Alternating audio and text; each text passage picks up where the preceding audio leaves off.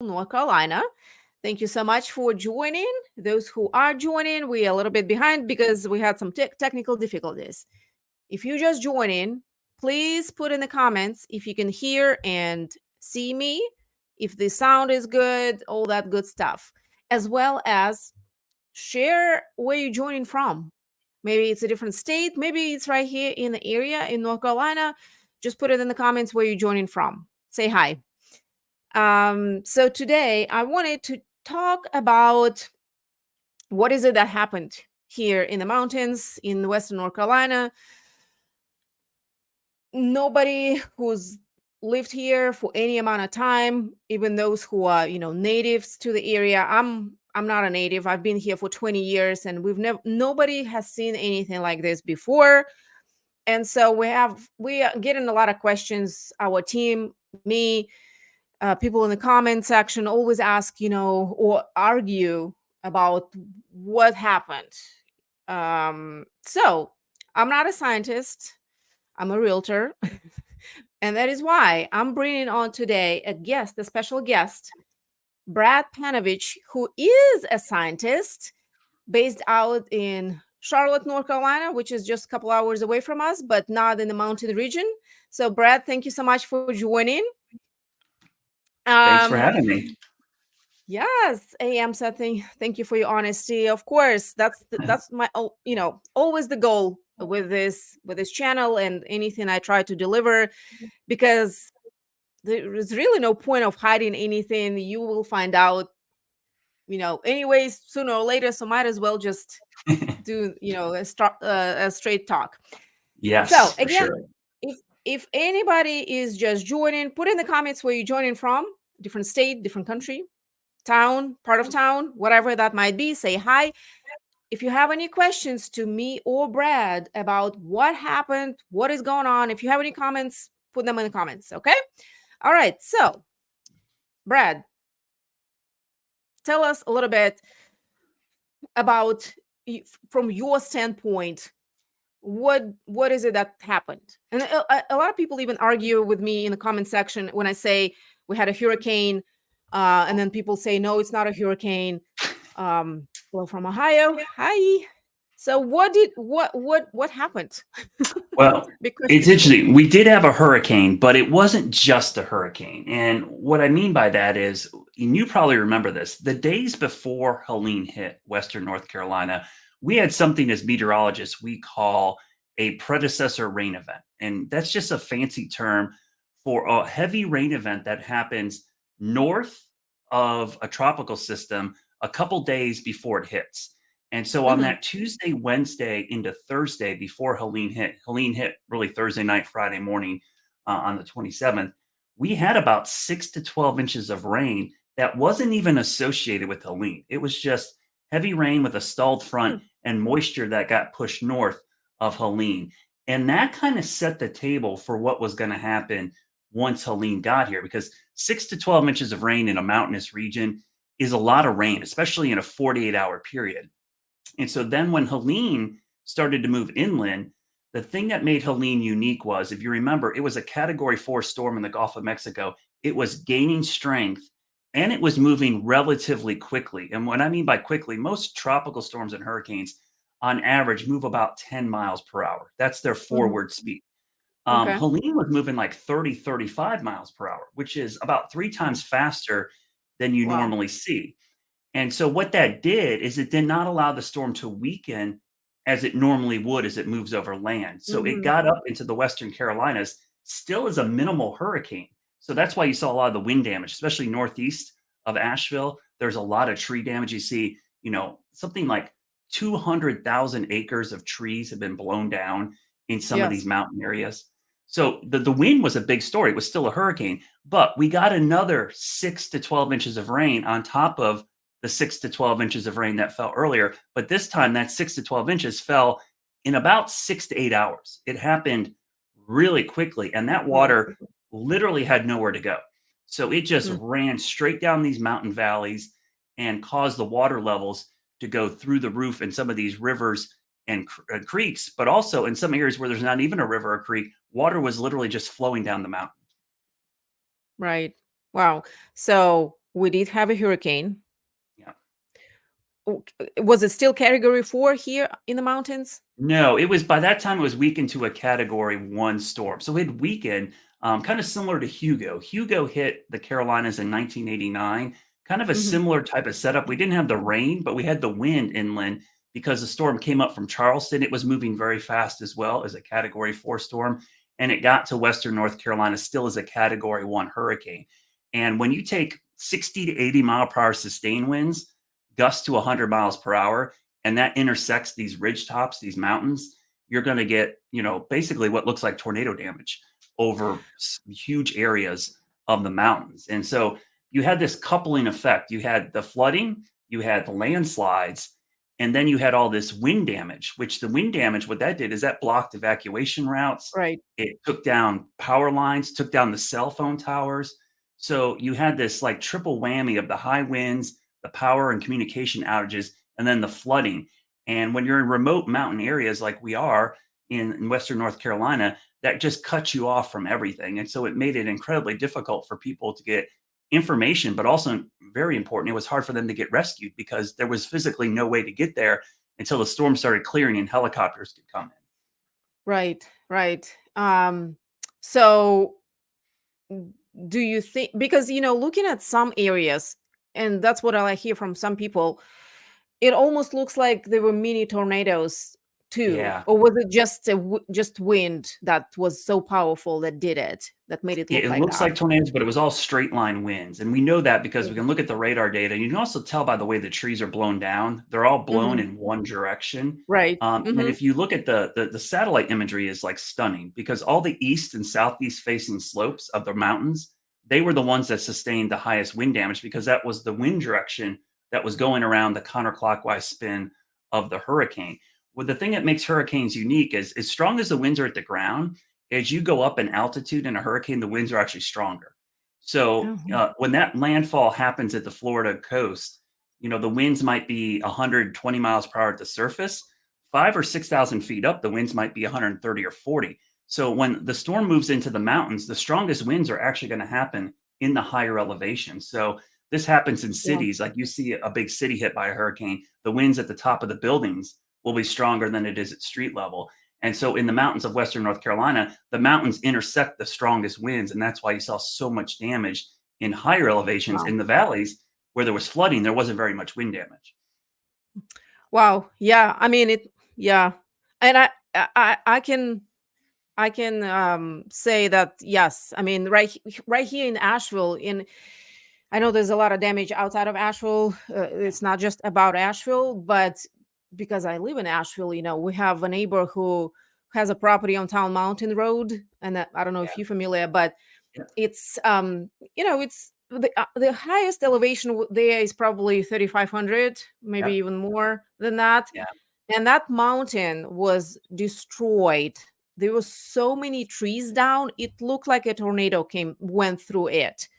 Yeah. It was just That awful. area, Elk Mountain, the scenic road there northeast of town. Mhm. It does. You go on one side of the ridge and it just looks like everything was blown down.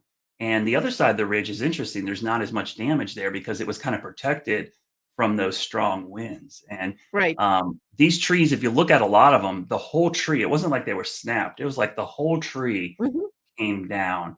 The other thing that contributes to that is because of that heavy rain on Wednesday and really Tuesday, you saturate the ground and the soil gets wet. So when the winds come in, it's really easy to push these trees over because the roots can't hold because the Right. ground's really wet. It gets saturated. So that's another contributing factor that caused all the rain actually makes the trees come down easier when you get high winds like this. Right. And some of the trees here, they don't even need any barely any wind. Yeah.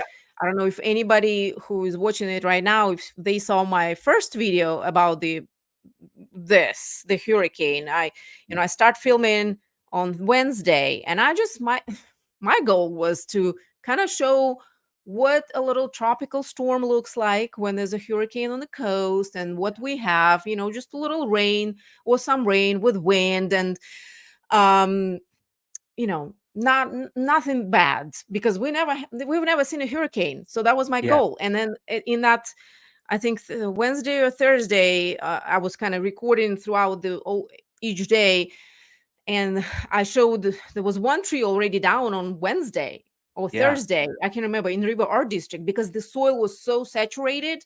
Yep. It took nothing for that tree to go down, and then, of course, when everything combined, so we had so many factors kind of against us, right? Yeah. It Um, wasn't just one thing, you've got that rain leading up, you've got the wind, you've got the flooding, and then, I think we're up to like 2,000 landslides. So you've got yeah, all these things happening simultaneously, and they're all happening in a very short period of time because it really went from like, yeah, this is wet, it's raining, there's some trees down, and then late Thursday night, really early Friday morning around sunrise is when all heck broke loose. I mean, you just had the water rises like on the French Broad River there. The record of the record for some of these floods go back to like the 1940 or the 1916 flood, which hmm is really long ago. You mentioned that a lot of people have never experienced this. I mean, unless you're 86 or 106 years old, you weren't around for those floods, and this was right. worse than those floods. So we're not talking about just a foot or two above those record levels. In some cases, it was 10 feet higher than the biggest flood on record in the Asheville area. Yeah.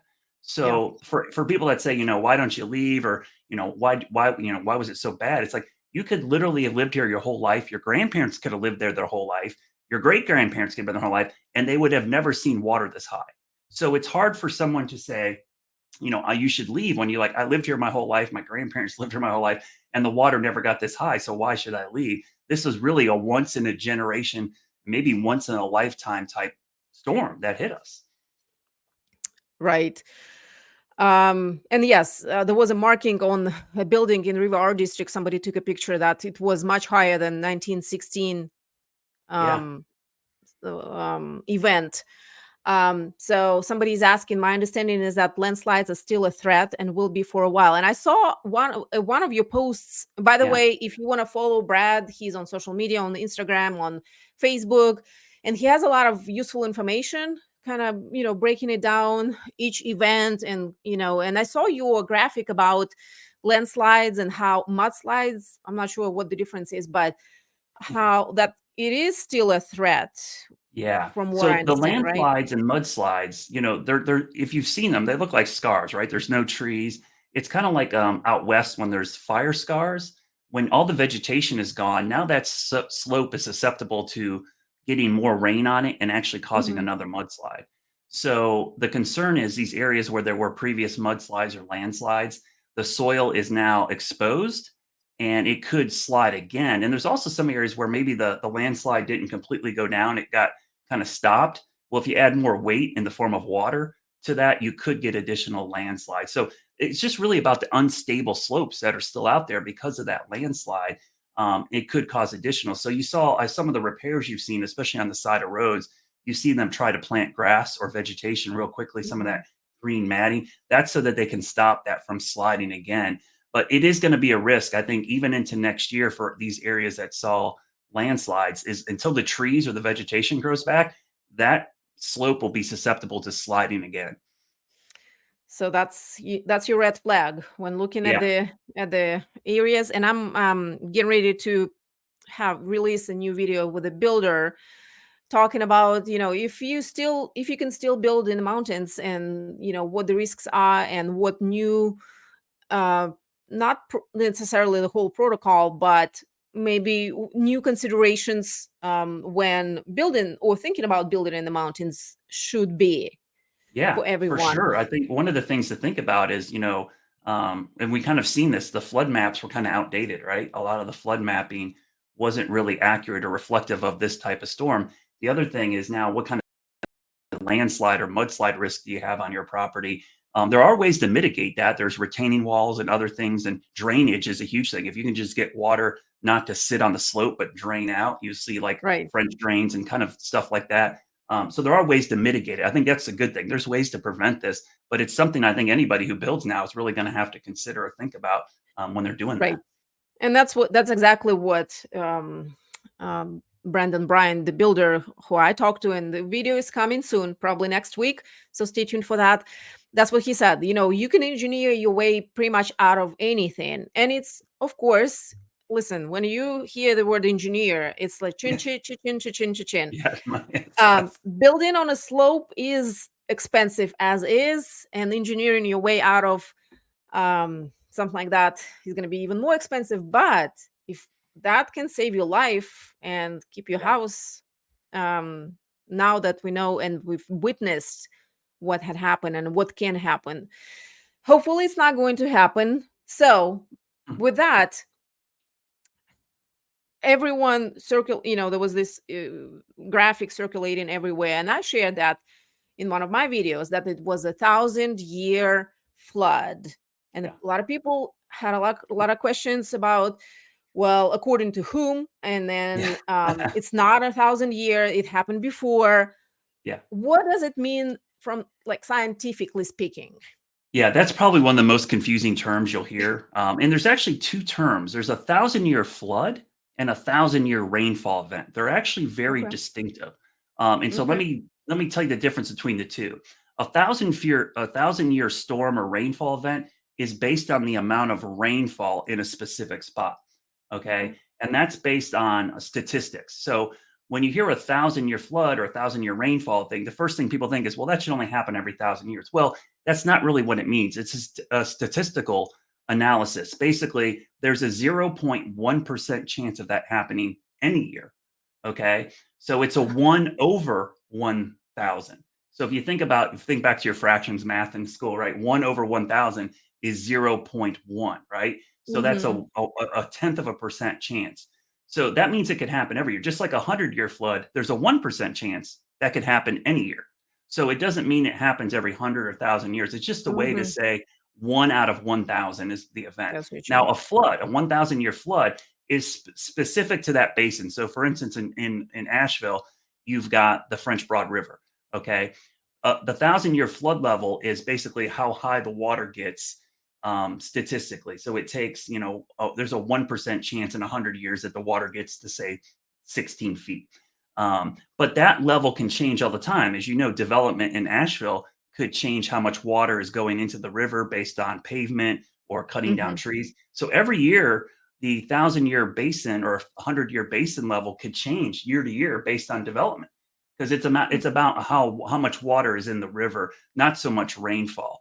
And the way we calculate that, it's all statistical analysis. Like, what is the chances of this rain event happening here? The weird thing is, we only go to 1,000 years. There's probably a possibility that this was a 2, 3, or 4, or 5,000 year event, but we don't calculate it that far out. So the thing I would tell you is that term, why it says years, it's really a statistical chance of happening, the recurrence probability. And for this event, we know it's at least 0.1% recurrence chance any given year. I think it might even be lower than that because of how extreme this event was. So it's kind of like the same way looking at the weather forecast, and when there's a 10% chance of rain for tomorrow versus 100% chance of rain for tomorrow. Yeah, it can happen, and then the next day we wake up and it's raining. Yeah. Well, we got into that 10%, and it's still raining, right?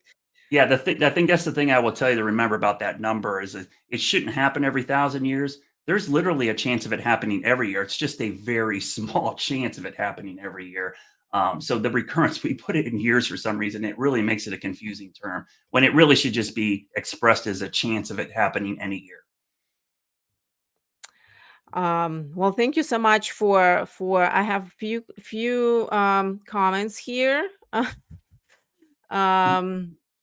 About, hold on, somebody said this was before about cloud seeding. Well, we're not experts or any, we kind of, that's outside of my definitely and Brad's expertise or scope of practice. Let's see. Where was somebody just posted a comment? Oh, right here. This has never happened to Asheville before. Please get off the internet and go back to Florida. Well, first of all, Trey, I'm not from Florida. Where we come from. So much wrong and misleading info. Like, well, I'm just curious, Trey, what kind of misinformation do you think I'm spreading? Please share away. So it looks like people are engaging with themselves, but we're gonna go on. um, I'm literally talking to a scientist right now who is trying to break it down and help everyone understand what is it that happened, what are the chances of it happening. So the chances are very small. Yes. This is Uh, probably, I mean, statistically, there's a chance this could happen again, right? But the chances in our lifetime are pretty low, mainly because of just the culmination of events. You have 3 or 4 things coming together at the same time. The other thing that I think gets left out is in the Southeast, in the mountains of North Carolina, we have orographic lift. We have upslope. If you've ever been to like Transylvania County down to the south of Asheville area, there's a lot of natural waterfalls, the highlands. If you've ever been to the highlands area, these are mhm. temperate rainforests. It rains a lot here in the Right, Southeast because we have such a close proximity to the Atlantic Ocean and the Gulf of Mexico. And when that warm, humid air hits our mountains and gets lifted, it squeezes out a lot of moisture. So, on top of the hurricane and the predecessor rain event, just the fact that the flow of moisture was going into the mountains and causing it to lift even more, the mountains squeezed out every single drop of moisture that was right, available. So the mountains themselves actually helped create a lot of this rainfall. And if this happens over a flatter part of the country, you're probably not going to see certainly the amount of flash flooding because of just, terrain causes the water to flow downhill, but you're not going to squeeze out as much moisture either out of the storm. So, it's just kind of unfortunately the perfect storm, if you will, a right. setup that happened to us. And the other thing that I think gets lost in a lot of this is this was very well forecast from a meteorological standpoint. The Mhm. biggest hurdle we have is, and I had this problem too. It's like, how do you tell people that, hey, you're going to have something you've never seen before? If Right. I Well, told you this was going to happen 3 days before, none of you would have believed me. You would have been like, I'm hyping this up. I'm just this weather guy talking about crazy stuff. That mhm. was the hard thing. The imagine, like we knew it was going to be catastrophic flooding, but nobody could literally imagine that it was gonna be like this, right? It was really hard to visualize. Right. And nobody did. I mean, even us, nobody, everyone just kind of brushed it off for the most part.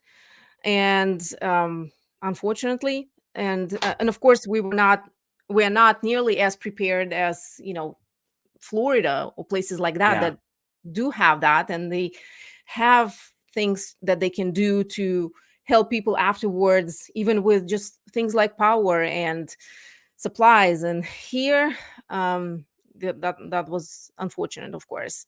yeah, I think um you heard a lot of that immediately after the storm as people ask, "Well, why didn't you evacuate?" You don't evacuate in the mountains, unless you live next to a river or creek or stream. Um, there's really why would you evacuate? We have a saying in our business, you run from the water and you hide from the wind. And normally what we mean by that is you evacuate the coast, right? You get away from the mhm, coast because you're avoiding the water and you hide from the wind. That means go to a shelter inside your home like you would for a tornado.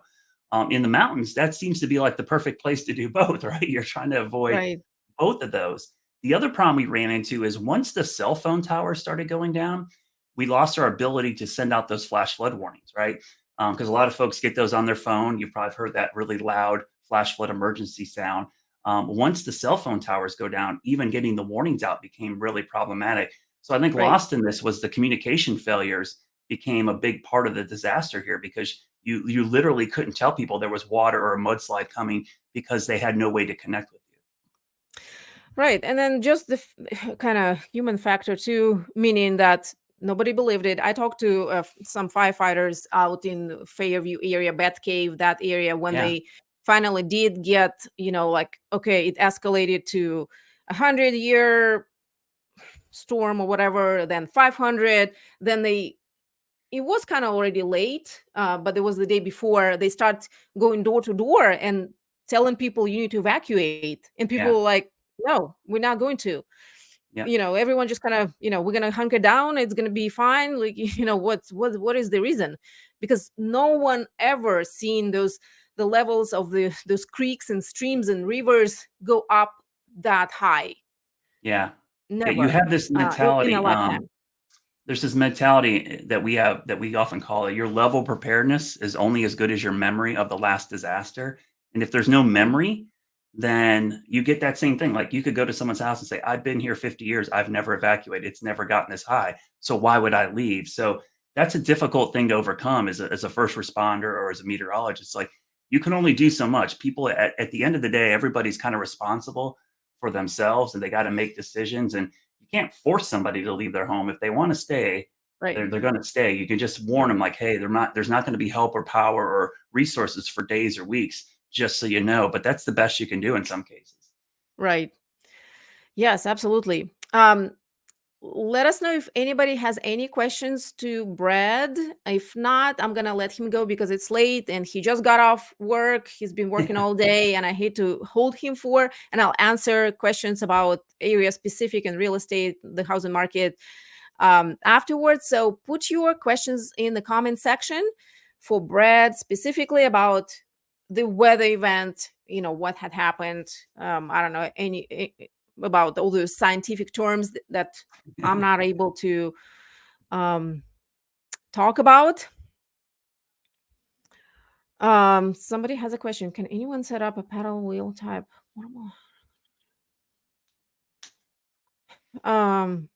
Well, That's it. I mean, I've seen some of those. Some campers have those. You have those little portable generation you can throw into a creek or stream. I have seen those for backcountry hikers, but that's an interesting way to generate power. yeah, I mean, they probably can. Um, but the thing is, again, the water actually receded pretty quickly. Yeah. Well, the weird Um, thing is, it really hasn't rained at all since Helene. It's been, it the drizzled a first, little bit. Yeah, the first yeah, rain it's was like been, a month later.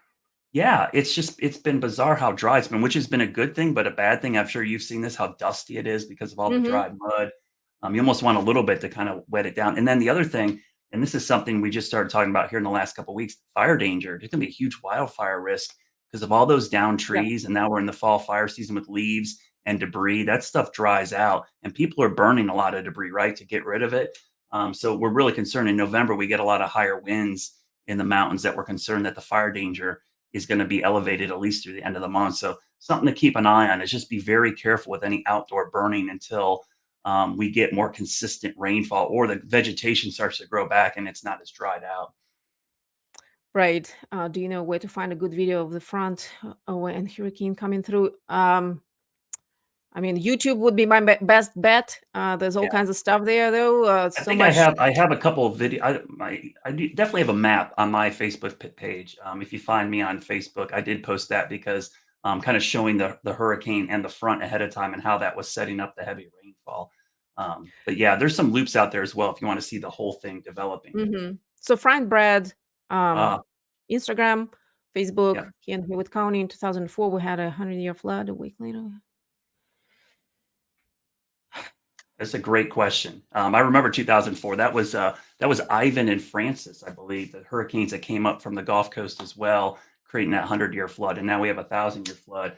What's going on is this: a couple things are going on. Obviously, the atmosphere is getting warmer, the water temperatures are getting warmer. We're able to squeeze out more moisture. But the other thing, more people are living in areas that are more susceptible to these events. Mhm. As you probably know very well, the western part of North Carolina, here in the Charlotte area, big population boom here in the southeast. So a lot of people are moving here, and they're probably not realizing that this is an area that's very susceptible to extreme weather events. And they may not happen all the time, but when they do happen, they can be devastating like this. And I remember the 2005 hurricane season when a lot of people left Florida because they got hit by like 6 hurricanes. Wow. That was the year Katrina, Rita, and Wilma, two Hmm. 3 category 5 hurricanes in the Gulf of Mexico in one Hmm. season. So Hmm. if you've moved to a new area, you're not familiar with the weather, these are the kind of things that can happen. Yeah, 2004 is when we moved to Asheville, and it was right that fall, right when it happened here. But it was not. It wasn't even close to It what was, yeah. we are seeing right now. So yeah. Anybody else, any questions? And you can always, like I said, share or I'm sorry, find Brad on Facebook, on Instagram, follow. He's got great information, always shares updates on all the developing situations on the coast, here, hurricanes, all that good stuff, and shares great information, which is why I wanted for him to come here. So thank you, Brad, so much. I'm going to let you go. I'm going to answer some other questions that people might have. Appreciate your time and expertise. Thank And you. Anytime. you If you can now guys have questions, you can find me on social media, WXBrad, on just about every platform. And I hope to be talking more about snow soon and not hurricanes. Gosh, yes. Are there any predictions for this year?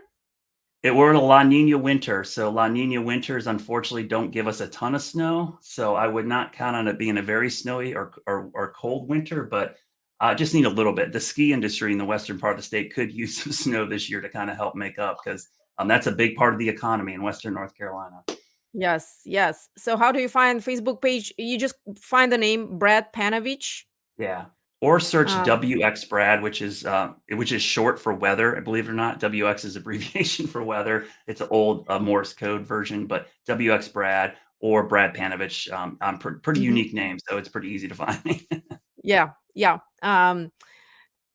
Someone giving us time to get them how. Yes, yeah. I mean, yes, it was pretty warm, so that's Yeah. been great for all the victims.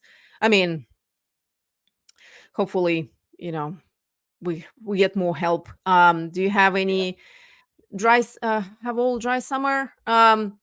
It was pretty Okay, dry. I think I can answer those questions. Again, I just hate to hold you. I know you've been working all day and you're ready to get back to your dinner, to your Yes. family. Thank you so much. And Thank you. put more questions in the comments, even if you are doing replay and watching replay. All right, Brad, take care. All right, so summers. Our summer, it depends on who you ask, and it's all about your perspective. Okay, for somebody from Arizona, our summer will be very humid. For somebody from Florida, it's going to be great. Okay, so I would say it's something in between Arizona and Florida. It's definitely more humid than Arizona, like Phoenix. It's going to be more humid. But I think it's more comfortable that way. Your lips are not, always chapped. Your skin is not always, dry. And in summertime, it doesn't get too hot. And in fact, it's not as hot and humid and muggy as in the eastern part where Brad is from, or where Brad lives, rather. We here in the mountains, because of, I guess, our elevation, it's cooler, chiller. It's not as stuffy and humid as in the eastern part of the state. I mean, 2 hours away, and we have much better, more comfortable summer. So to answer your question, Peter, thank you so much. Be a trap. Thank you for joining, and hope everything will come back to normal, or some kind of version of normal for more people every day. Summer was very wet and then very dry, and I feel like, yes, I mean, here too, I don't know if you're talking about our summers here in the Asheville area. I mean, there's always, like this dry spell, and everyone's grass turns brown or yellow, or it can rain for like a week. It just depends. But overall, like the air quality, the air humidity, I think it's perfect. It's not too hot. It's not too humid. It's not too dry. It's perfect. It's comfortable. Thank you, Peter. Thank you for joining. So to answer the question about the market, I don't want to. Gosh, where was it? Anyways, housing market. So right now, of course, everything got, everything just stopped for like 4 weeks. The attorney's office was closed for a week. Everything got delayed. Everything just kind of, we're just like 4 to 6 weeks behind on everything. It's supposed to be just like as a tourism industry here, it's supposed to be one of the busiest seasons October, November, December usually are our busiest months. And we were supposed to have quite a few clients come here and look around, kind of get familiar with the area as well as shop for a house. And everything got delayed for everyone. People are unsure. And of course, just kind of even visiting the area right now. I posted that last video that I posted on my channel about coming to Asheville and how Asheville is open. Yes, it's open, but we don't have drinking water. So anyways, with that, everything is just kind of slow down, right? And there's not enough buyers initially, but now we see, I just talked to our mortgage broker or mortgage lender. He said just in one day he got 5 applications. People are applying and people are getting pre-approved and they want to shop for a house. We listed 3 properties just during those first 3 weeks after the hurricane. I was kind of surprised, but people wanted still to move, sell and buy. I think it's going to be the slowest end of the year, but then come springtime, it's probably going to shoot up again. And of course, it also will depend on interest rates and stuff like that. Now elections are over, thank God, because we had a lot of feedback from other people that they wanted to wait until after elections to buy or sell. So now that it's over, people, will go either way. Again, I think now is for, until the end of the year, it's going to be kind of slow. And properties that are show ready, that are top shelf properties, will go fast. Will go absolutely fast. Our neighbors, not our neighbors, but somebody kind of next door to us, they listed a house and we were looking at the price. It was $650. It's new house. And we were thinking, wow, it's going to stay for a long time. 2 days it's gone. But again, it was a top shelf product kind of. So I think now is a good time to get something because there's not as much competition as it usually would be among buyers. But of course, there's all these things that are happening. And my prediction is that come springtime, the first, maybe February, March of next year, it's gonna start going up again, prices. In fact, average sales price in Asheville right now is like in the $700,000, 700 something. Can you imagine that? That's bananas.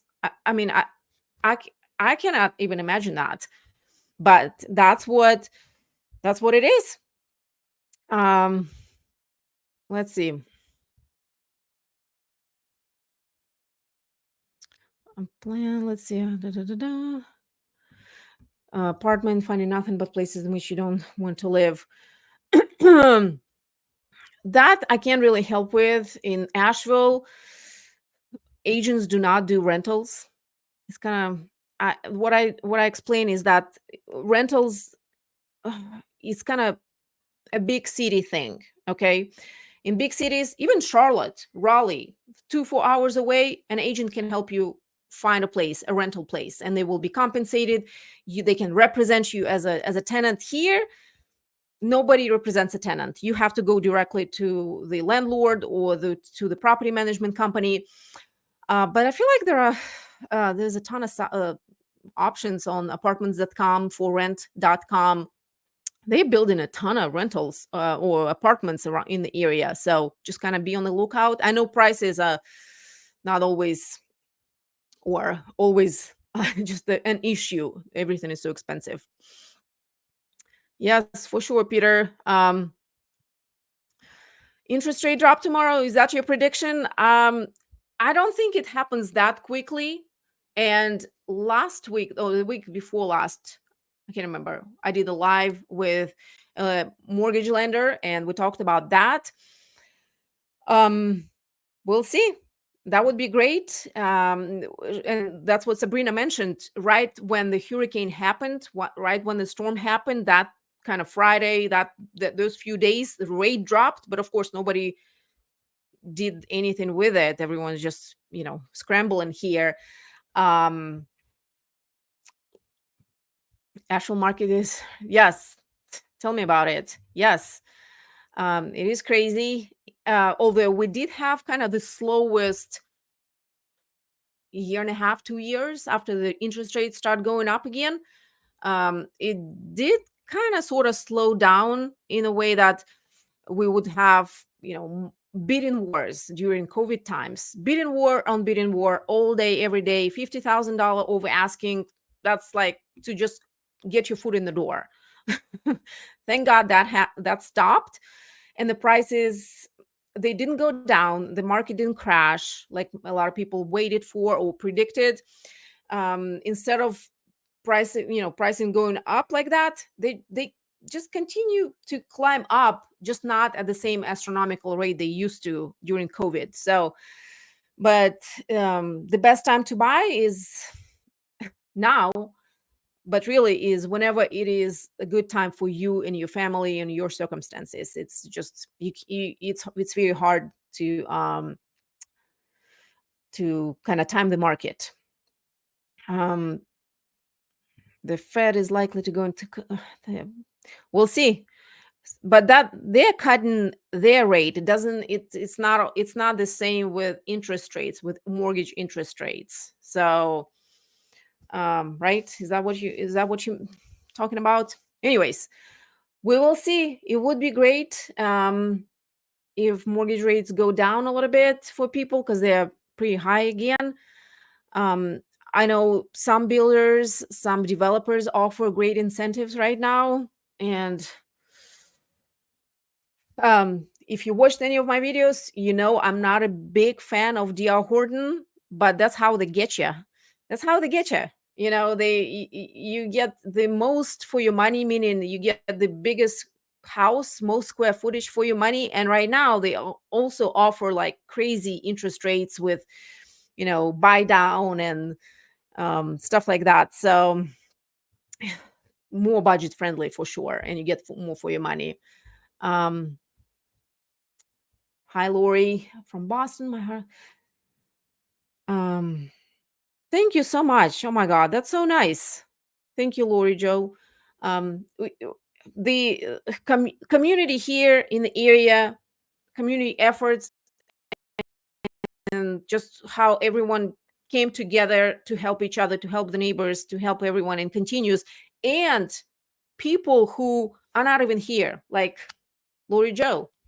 And there's a ton of people like that. I mean, I get calls and emails and messages weekly from people who I don't know. I do not know them, but they find me on my channel and they reach out to me and say, we have a truckload of supplies, or we can do this, or we can help, with this and that. And they, I try to kind of connect them with different organizations or spots or different groups or agencies here locally, so that we can put whatever they bring in to best use. I will say one thing: almost no one is accepting clothes anymore.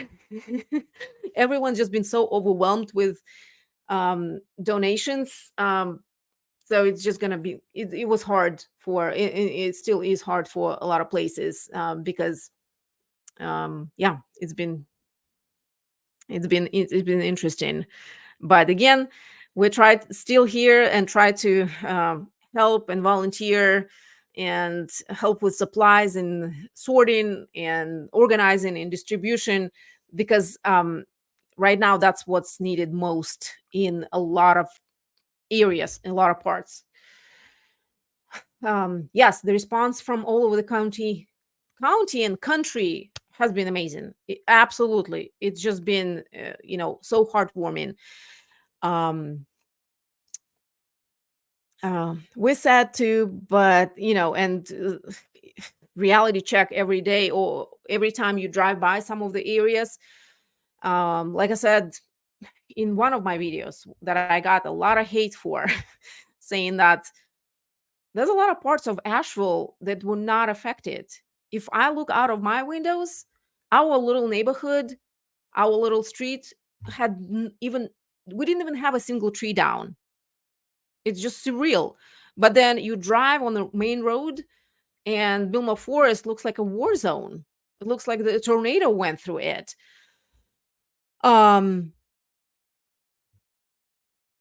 So, where was I going with this? Lost my train of thought. Gosh, it's been a long day. Some people from Pennsylvania came to my friends cut up 20. Yep. Yep. The trees was, just as big of a problem as the rivers that got everything washed away. Christmas decorations. What about them, Cynthia? Is that a question? Oh, and so, at first it was a lot of tree cutting and clearing and getting two people. And then once all the roads were cleared, it's keep supplying people with what they need. So just, the needs have been shifting, and what is needed, you can use them, the Christmas decorations. Yeah, I mean, for sure, people can use them. Water filtering companies donate to help with clean drinking water. Honestly, probably in Buncombe County, we don't have potable water. I just saw an article yesterday that some group of engineers, I forgot the name, somebody fact check me on that, they're working on putting some additional filters so that we at least get potable water. People who are on wells were more lucky, or are more lucky, because once they get power, they got those wells going, and the water is better quality, is not as contaminated, although they did get all kind of message how to treat the well, because just in case, live in ℊ𝕁 Village. Yes, that and that's the biggest shock. You drive through ℊ𝕁 Village, ℊ𝕁 Avenue, and it looks like a bomb went out there. But then you go up a hill, just a little bit, a tenth of a mile, and it looks like nothing happened. It's the craziest thing. The whole central kitchen was given water filters out for a bit. I got a couple. So what our plumber said, told us, because we finally decided to install sediment filter, and the sediment filter is not even helping really with water quality. Is just to protect the equipment, the toilets, hot water heater, a dishwashing machine, stuff like that, from sediment. It's not even improving our water quality. And he said there are really no filters that you can buy as a consumer that will help with, will make your water potable right now. It needs to be, they need to clean up there, on the city or the county. And that came from our plumber. He's in the same situation. We're all using bottled water to brush the teeth and stuff like that, and drink. Old Central, yeah. Fortunately, there's a lot of places that are giving away water for free.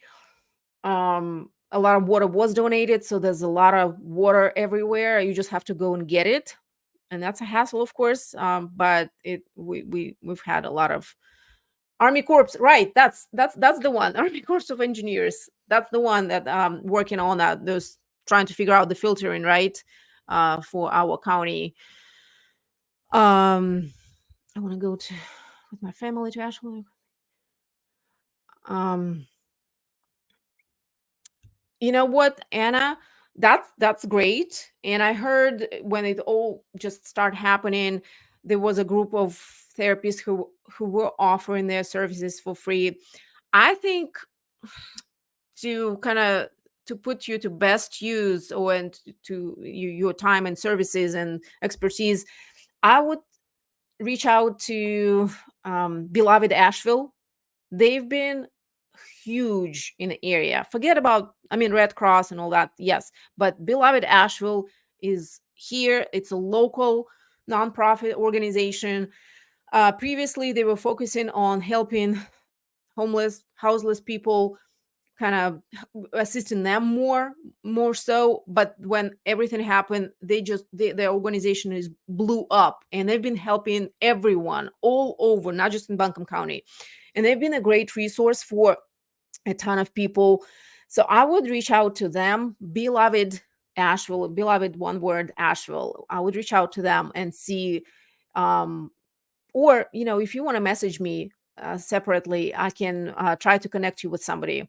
But I just need to kind of make connections and introductions. The filter would fill up in a couple of minutes. Yeah, it takes forever, right, to filter everything. Beloved has been exactly. They've been just amazing. It's a local organization. They take donations, all kinds of donations, including like RVs and tents and financial donations. Amazing organization. Yes, message me. Are there people buying or selling at this time? Oh yeah, there are people buying and selling for sure. So to answer the part of your questions, yes, people are buying and selling. Like I said, we've had 3 listings, 3 weeks, within those first 3 weeks from the hurricane. One went on the contract in 1 day, which is kind of wild. People are still buying and selling. Yes. We had contracts that did not get canceled because of it. Properties were not damaged. Everything went through. People are still, really, there's more areas that were not affected, meaning they were not destroyed. There might be trees down and stuff like that, but they were not washed away as you might imagine just looking at some of the footage, right? Because they just kind of circulate the same footage, the same areas, overturned car. But like I would say 80% of Asheville was not destroyed as it might seem. So, yes, people are buying and selling, and especially, how I haven't seen a house that was flooded. I think those houses and those sellers and property owners are still working on them, working to mitigate, to rebuild, to get a permit and fix everything. So that's going to be a process for them. But those that were not affected, on the market all day, we have new listings and properties go on the contract. Properties that were destroyed by flooding, very unfortunate. I showed a few in Beacon Village in my video about Swananoa. A lot of properties that were flooded were not in a flood zone. That's the problem. That's why people didn't have flood insurance. And insurance gives them, like, we have friends who got flooded. The water got into the house maybe like knee height, and they got like $20,000. That's it. FEMA gave them like $5,000. So, yeah, I do not know how it's gonna all play out with the insurance right now. That's gonna be interesting, and I am trying to get an insurance agents to come and talk to me here and do a live and answer questions about that. How we're gonna move from now on. What's it gonna look like? Properties that were never in a flood zone, they did get flooded. What's gonna happen to the insurance now? I'll be curious to see. Feel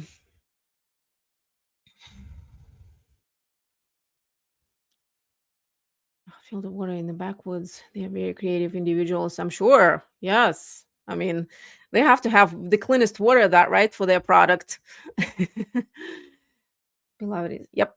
Beloved Asheville, yep. Thank you, Theo. Bilmo Forest looks like a war zone. It's looking better now. I almost missed a turn there, and I knew exactly where to go, but I almost missed a turn because it was unrecognizable. It was just mind blowing. And of course, it's a heavily wooded area, Bilmo Forest. It's forest. There's a ton of like 100+ year old trees. So many went down. Awful. It's just been awful.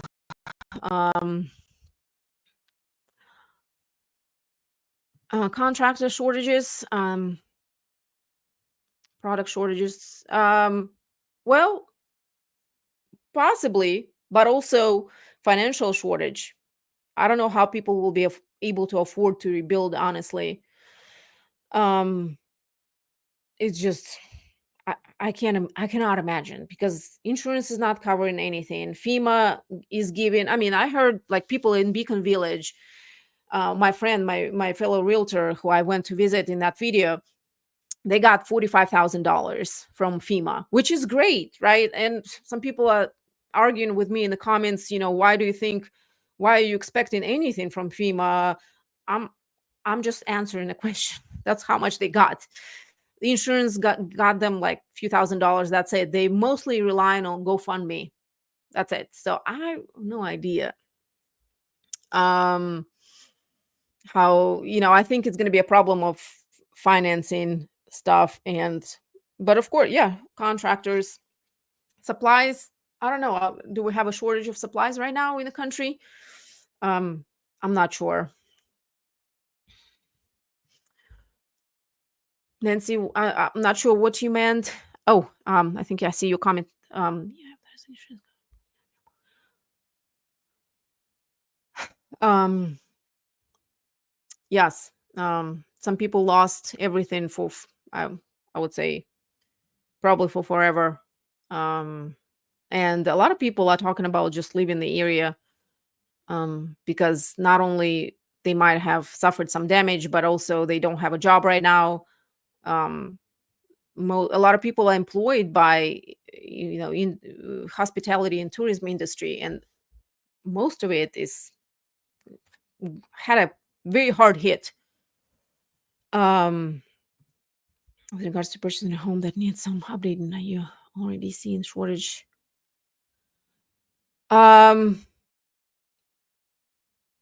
so I didn't have anybody, Nancy, to kind of, actually I do have somebody, but we found a contractor. He's ready to go. I think it's just going to be a matter of being able to afford contractor, because I'm sure some contractors will jack up their prices. And I always tell people, get at least 2 quotes for anything you do, even if it's as simple as, I don't know, installing a toilet or putting a fence. Get 2 quotes, and sometimes you will be amazed at the difference, how much those quotes are.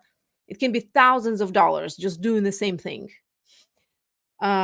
So I think that would be, the cost of doing things might get a little higher, but as well as it's going to take longer. Everyone's going to be busy for a very long time. French drains can protect land. Yeah. French drains. Yeah. I mean, all those measures, it's kind of like everything adds up. And when people building a house on the side of the mountain, when it's already costing them like 100, 150, $200,000 just to build foundation and put a driveway. Hopefully this was, and I hate to say, a good lesson, but yeah, there's all these measures, right, to kind of secure. But sometimes it's just when you have so many factors against you, it's kind of hard. Um, I, are they begging for money? I'm not sure. I mean, I haven't heard anybody beg for money from Biltmore Village or Biltmore Forest. Biltmore Village is mostly, it's not residential. It's commercial, retail, stuff like that. So, Biltmore Forest, I know a lot of houses got hit with a lot of trees there. I've been hearing about contracts not being very reliable. Well, also, I mean, there's so much, not so much, but there's of course scam going on and scammers in all the different industries, and talking about different aspects of this, from somebody who wants to buy land or who wants to whatever scam you in any other way, as well as contractors. I mean, I've seen some comments with people saying, "Oh, do you think it's legit? This contractor is asking for 90% down upfront cash." People are like, absolutely no. So you really have to kind of, and it's a hard time to pick and choose, but you don't want to get scammed, right? Or you don't want to pay money up front to somebody and then they don't even show up or don't finish the job. It's got to be somebody legit. So connect with me or any other professional in the area who has those connections and who can connect you and hook you up with somebody legit who's not going to scam you and take the money and not even do the job. So that's been an issue. But also, and I talked about it in some of my videos, this area is more laid back, right?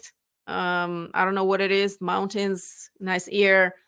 There's not a lot of people who will just jump up and hurry up and do something for people. You know, I'm talking about professionals like contractors.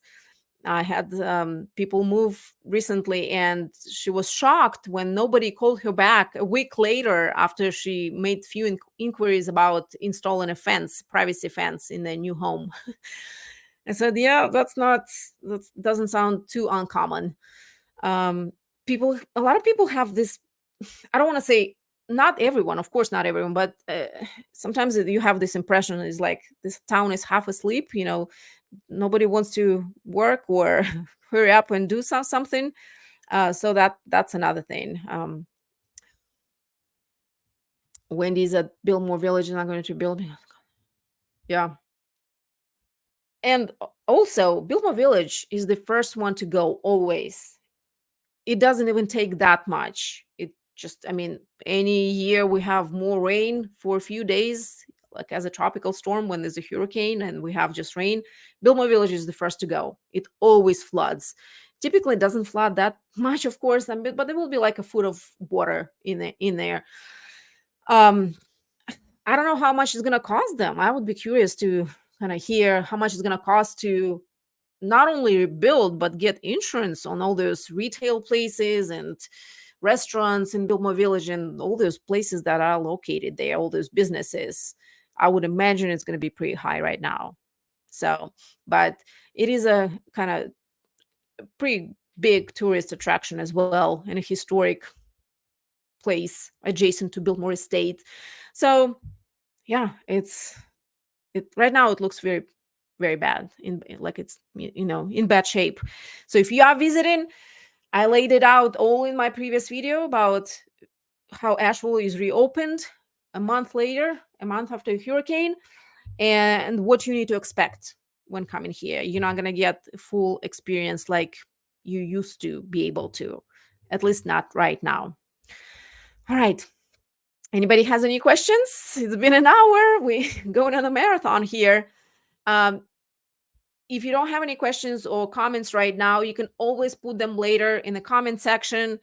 You can always reach out to me and my team. Our contact information is in the description of every video. Reach out if you have any questions about anything. If I am not a qualified person to answer your question, I will find somebody who is, like Brad. That's why I wanted to bring him here and kind of clarify everything. You know, okay, what did we have? You know, if it's not 1,000-year flood or storm, what was it? So hopefully it was helpful. If you come, bring some good smiles and helpfulness, and donate if you can help. Thanks for those. Yes. Smiles, positive energy, I don't know, good vibes in the best Asheville tradition. You know, we're all about our vibes here in Asheville. It's a little woo-woo, but if nothing else, be respectful to what a lot of people are going through right now, right here. On the outside, a lot of people seem fine, right? I'm alive, but a lot of people are not fine mentally, which is why, you know, it's great that there are therapists who are donating their time, expertise, and experience to those who have been affected. I mean, it's something that you do not see on the outside, or you wouldn't even know when talking to people unless you're very close to them. But I can tell you from my experience, a lot of people are not okay. Anyways, thank you so much for joining this live. I hope it was helpful. No,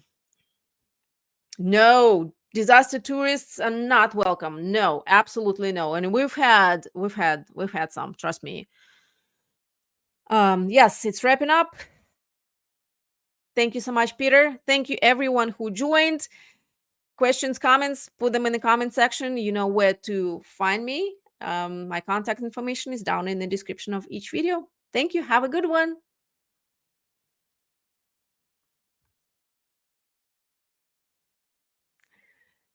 Oh, it's not ending. It doesn't want to end. All right.